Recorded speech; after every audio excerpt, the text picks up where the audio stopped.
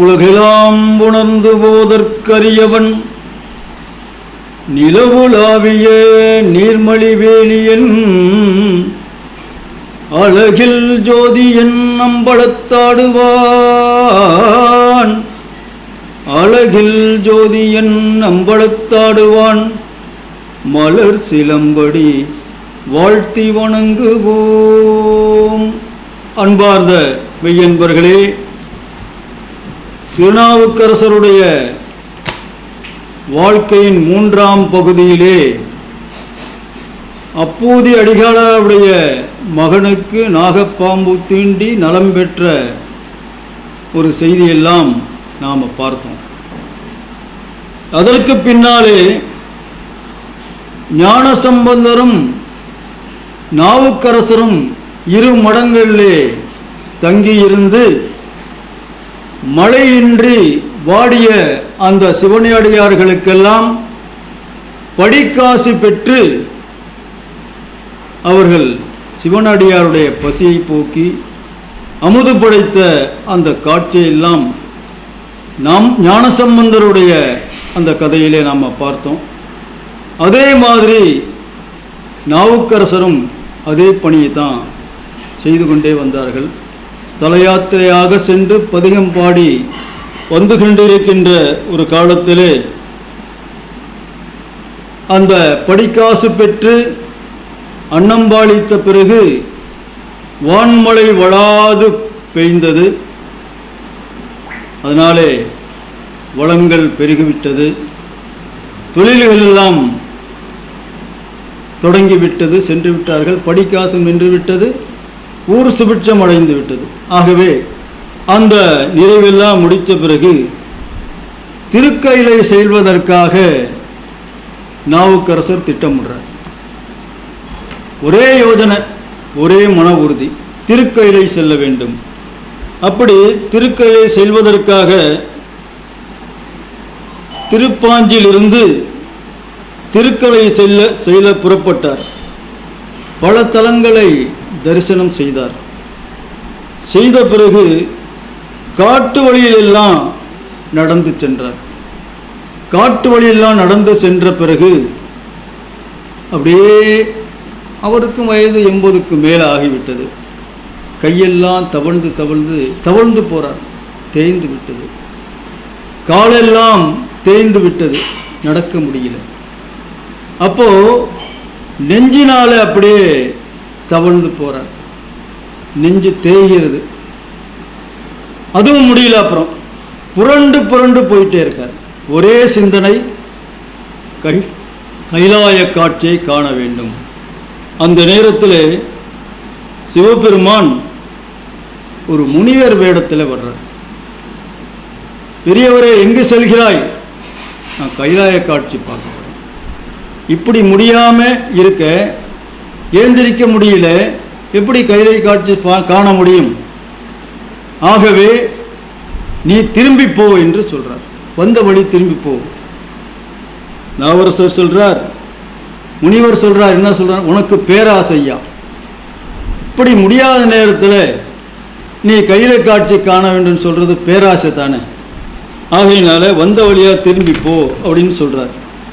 ஆனால் முனிவரை பார்த்து நாவரசர், இந்த உடலாகப்பட்டது அழிவது திண்ணம். ஆகவே திருக்கையிலை காட்சியை காணுகின்ற போது அந்த முயற்சியில் அழியட்டுமே அப்படிங்கிறார். இதை கேட்ட சிவபெருமானுக்கு நாவுக்கரசருடைய பக்தி, இந்த பக்தியை நினைத்து ரொம்ப மெச்சுகின்றார். அப்படிப்பட்ட நினைவிலே முனிவர் வேடம் தங்கியிருந்த இறைவன் நாவுக்கரசருடைய அந்த மன உறுதியை கண்டவுடனே இறைவர் ஆகாய மார்க்கமாக சென்று நாவுக்கரசரே எழுந்திரு என்று சொல்றார். ஒரு சத்தம் கேட்குது. அப்படியே பார்த்தீங்கன்னா நாவுக்கரசர் ஏந்திருக்கிறது மட்டும் இல்லை, சாதாரண முறையிலே இருந்த பழைய சாதாரண நாவுக்கரசர் ஆயிட்டார். ஆரோக்கியத்தோடு இருந்த நாவுக்கரசர் ஆயிட்டார். எழுந்திரிச்சு நிற்கிறார். ஆனால் நாவுக்கரசர் புரிஞ்சுக்கிட்டார், முனிவராக வந்தது சிவபெருமான் தான். ஆகவே முனிவர் தான் எனக்கு இப்படி ஒரு உடல்நிலையை, ஒரு ஆரோக்கியத்தை கொடுத்துருக்கார் அப்படின்னு அவர் மனசில் நினைக்கிறார். அப்போது சிவபெருமான் ஒரு விஷயத்தை சொல்கிறார். அதாவது நாவுக்கரசர் சொல்கிறார், ஐயனே சிவபெருமானே, எனக்கு கைலை காட்சி கொடுக்க வேண்டும் அப்படின்னு சொல்கிறார். கைலை காட்சி கொடுக்கலாம், அதே நேரத்தில் செந்தமிழுக்காக நீ நிறைய பாட வேண்டியிருக்கு, நிறைய தொண்டு செய்ய வேண்டியிருக்கு, இருப்பினும் உனக்கு கைலை காட்சி கொடுக்கின்றேன். இங்கே தோன்றுகின்ற பொய்கையிலே மூழ்கி திருவையாற்றிலே எழுவாயாக என்று ஆசீர்வதிக்கிறார். உடனே பார்க்கிறார் நாவரசர், அப்படியே அந்த தோன்றிய பொய்கையிலே அவர் நீராடுறார், மூழ்கிறார். அடுத்த நிமிஷம் பார்த்தீங்கன்னா கொஞ்சம் நேரம் கழித்து திருவையாறு வந்துட்டார். திருவையாறு குளத்தில் நிற்கிறார். அப்போது திருவையாறு கரையிலிருந்து பார்க்குறார். பார்த்தா அசையும் பொருள் அசையாத பொருள்னு சொல்லுவாங்க. இந்த அசையும் பொருள் எல்லாமே உமாதேவியாக காட்சி கொடுக்குது. அசையும் பொருள் எல்லாமே சிவபெருமான காட்சி கொடுக்கிறார். அசையா பொருள் எல்லாமே, அசையும் பொருள்னா சிவபெருமானும் உமாதேவியை காட்சி கொடுக்கிறார். அப்படியே திருவையாறு அந்த முக்கிய வீதிகளில் நடந்தே செல்கிறார். நடந்தே செல்லும் போது எங்கு பார்த்தாலும் அந்த சிறப்பானதொரு உமாதேவியருடைய காட்சி. அதாவது தெய்வலோகம்னா எப்படி இருக்கும், திருக்கையிலன்னா எப்படின்னா இந்த நகர் முழுவதும் அலங்காரத்தோட நாங்களும் திருவையாறு போகிறோம், ஏதோ முத்து பல்லாக்கு பார்ப்போம், அந்த பல்லாக்கு அழகாக இருக்கும், அது வேறு. நகர் முழுவதும் அழகான காட்சி, கற்பனைக்கு எட்டாத ஒரு வைகுண்டம்னு சொல்லுவாங்களே, அந்த அளவுக்கு சிறப்பாக அந்த காட்சியெல்லாம் காணிட்டு அவர் கோயிலுக்கு வர்றார். கோயிலை பார்த்தா கைலை மலையாக அந்த கோயில் காட்சி கொடுக்குது. இதை பார்த்தார். அதுக்கு அந்த கோயிலில் இந்திராதி தேவர்கள்லாம் வாழ்த்தொழி சொல்கிற மாதிரி காட்சி கேட்குறார். அந்த இந்திராதி தேவர்களுடைய வாழ்த்தொழி கடல் ஒளி போல காட்சி கேட்டது. அமரர்கள், சித்தர்கள், முனிவர்கள் கூட்டம்லாம் காட்சி கொடுக்குறாங்க.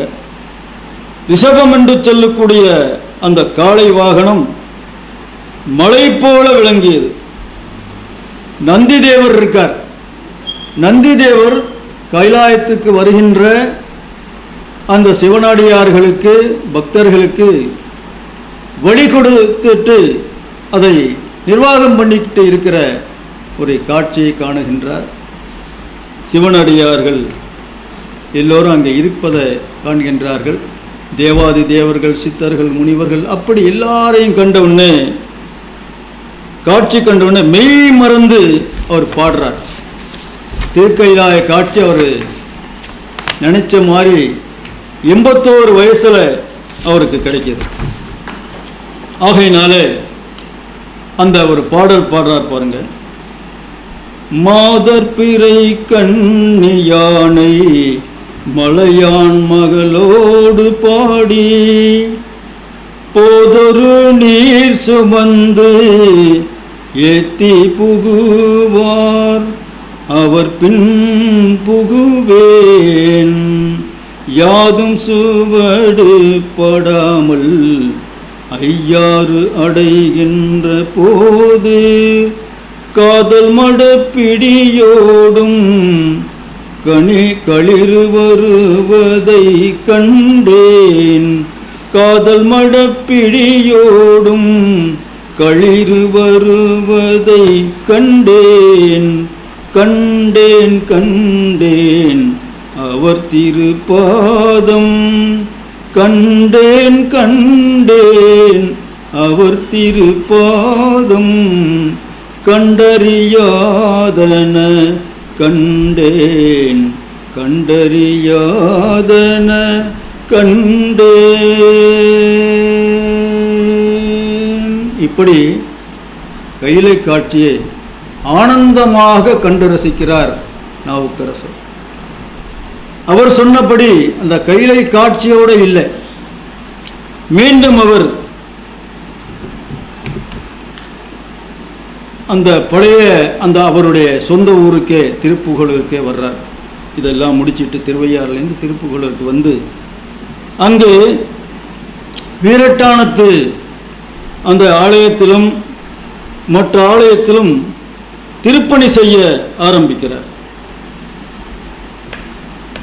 அப்போ அந்த உழவார பணி செய்கின்ற போது இறைவனுடைய சோதனை பாருங்க.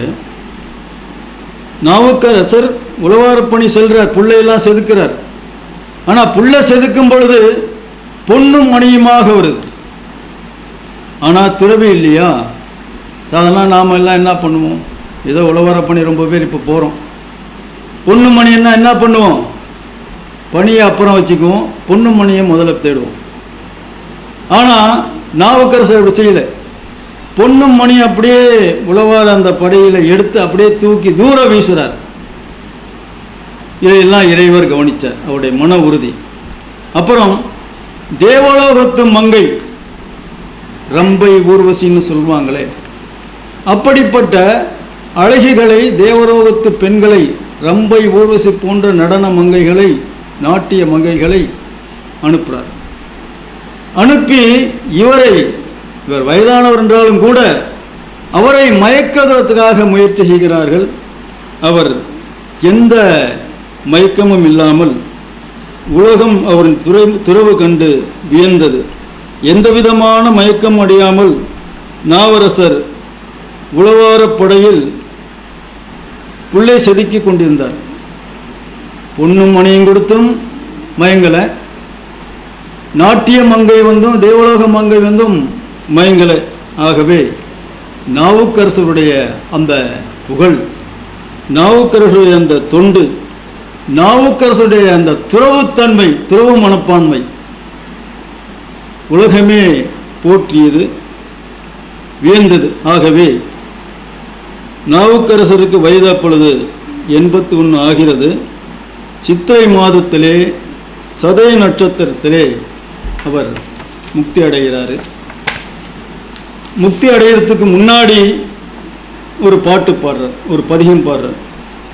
என்னு கோள் என் சொல்லி என்னு கோணோம் எம்பெருமான் திருவடியே என்னின் அல்லால் கண்ணிலேன் மற்றோர்களை இல்லேன், கண்ணிலேன் மற்றோர்களை கண்ணில்லேன், கலலடியே கை தொழுது காணின் அல்லால் என்னுள்ளே 9 வாசல் வைத்தாய், என்னுள்ளே 9 வாசல் வைத்தாய், ஒக்கு அடைக்கும் போது உணர மாட்டேன், புண்ணியா உன்னடுக்கே போதுகின்றேன், பூம்புகழூர் மேவிய புண்ணியனே, பூம்புகழூர் மேவிய புண்ணியனே என்ற பாடலுடன் இறைவனடி திருநாவுக்கரசரை அடைந்தார். இந்த நிகழ்ச்சியாகப்பட்டது 4 தொகுப்பாக நாம் கொடுத்திருக்கிறோம். இந்த நிகழ்ச்சியெல்லாம் அனைவரும் பார்க்க வேண்டும். முதல்ல நான் சொன்ன மாதிரி ஆண்கள் மட்டுமல்ல, பெண்கள் மட்டுமல்ல, மாணவ மாணவியர்களும் பார்க்கணும். எத்தனையோ விஷயங்கள் பார்க்குறோம். அந்த செல்லுன்னு சொல்லுவோம், நாம் வாட்ஸ்அப் பார்க்குறோம். இந்த வாட்ஸ்அப் பார்க்குறது மட்டுமல்லாமல் யூடியூப் பார்க்குறோம். யூடியூப்பில் பார்க்கும் பொழுது நல்ல விஷயங்கள்லாம் ஒரு வாரியார் சாமிகள் வர்றாங்க, மங்கையர்கரசி வர்றாங்க, பெரிய பெரிய வித்வான்கள்லாம், நாதஸ்வரர்கள் தான் எல்லாருமே வர்றாங்க. அதே நேரத்தில் மோசமான காட்சியும் அதிலே வருது. அதே யூடியூப்பில் சின்ன பிள்ளைங்களும் அதை பார்க்குறாங்க, மற்ற எல்லாரும் பார்க்குறாங்க. சிலர் அப்படியே தள்ளி விட்டுருவாங்க, இருந்தாலும் பார்க்க வேண்டியதாக இருக்குது. ராமகிருஷ்ண பரமஹம்சர் ஒரு விஷயத்தை சொல்லுவார், மக்களாக பக்தர்கள் அனைவருக்காக சொல்கிறேன். ஒரு நமக்கெல்லாம் தெரியும், ஒரு சின்ன ஒரு ஜீவன். அந்த ஜீவனாகப்பட்டது பெரிய ஒரு ஸ்வீட் ஸ்டால், இனிப்பகம். அந்த இனிப்பகத்திலே சென்று அங்கே இருக்கின்ற இனிப்பு அல்வாவாகட்டும், கேசரி ஆகட்டும், மற்ற எல்லா இனிப்பிலும் அது உட்காரும். ஒரு இனிப்பில் உட்கார்ந்தது அடுத்த இனிப்பில் உட்காரும், அது எந்த இனிப்பாக இருந்தாலும். ஆனால் அதே ஈ பக்கத்தில் ஒரு சாக்கடை இருக்கும், நம்ம ஊரில் சாக்கடைன்னு சொல்லுவோம். அந்த சாக்கடையில் இருக்கின்ற சகிக்க முடியாத மலம் அங்கே இருக்கும், அந்த மலத்தில் போய் உட்காரும். ஆனால் மலத்தில் உட்கார்ந்த ஈ இனிப்புக்கு வராது. இனிப்பில் உட்கார்ந்த ஈ மற்ற இனிப்புக்கு போகும். அந்த ஈயை போன்றுதான் நம்முடைய மனிதர்களுடைய மனம். நல்ல விஷயங்களை சிந்திக்க வேண்டும், நல்ல செயல்களை செய்ய வேண்டும். நல்ல விஷயங்களை சிந்திக்கவும் நல்ல செயல்கள் செய்வதற்காகத்தான் திருநாவுக்கரசருடைய இந்த சொற்பொழிவு. நல்லோரை காண்பதும் நன்று, நலம் மிக்க நல்லோர் சொல் கேட்பதும் நன்று, நல்லோர் குணங்களை ஒழிப்பதும் நன்று, நல்லோர் குணங்களை உரைப்பதும் நன்று, அவரோடு இணங்கி இருப்பதும் நன்று. திருச்சிற்றம்பலம், திருச்சிற்றம்பலம்.